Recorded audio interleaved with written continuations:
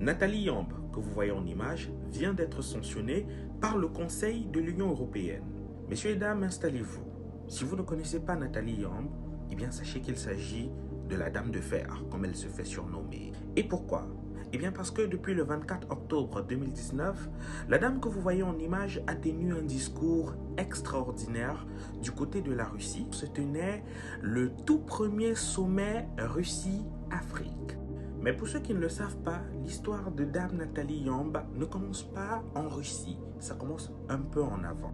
Journaliste de formation, directrice des ressources humaines, mais surtout spécialiste des questions africaines, Nathalie Yamb en a eu marre de traiter des questions migratoires. Pourquoi les Africains ont-ils tant besoin d'aller à l'étranger au péril de leur vie? Cette question l'a emmené à plusieurs raisonnements, à plusieurs démarches qui l'ont contraint à s'interroger un petit peu près sur les raisons de ces causes migratoires.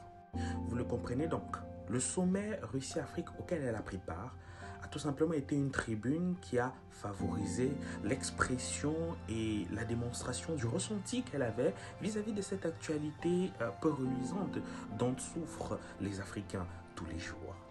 Voilà ce qu'il fallait savoir de sa biographie. En date donc du 26 juin 2025, le Conseil de l'Union européenne a donc statué en considérant ce qui suit depuis le 8 octobre 2024, a adopté la décision PECS 2024-2643. Par conséquent, l'Union européenne de condamner sans réserve les activités malveillantes menées par la Russie contre l'Union européenne, ses États membres, les organisations internationales et les pays tiers. Je voudrais qu'on s'arrête là une minute. Quelles peuvent être les activités néfastes que mène la Russie contre l'Union européenne quand on sait que la Russie aujourd'hui, au travers de l'opération spéciale menée en Ukraine, ne tient tout simplement qu'à garantir la sûreté de son territoire. Et le président Vladimir Poutine le dit tous les jours.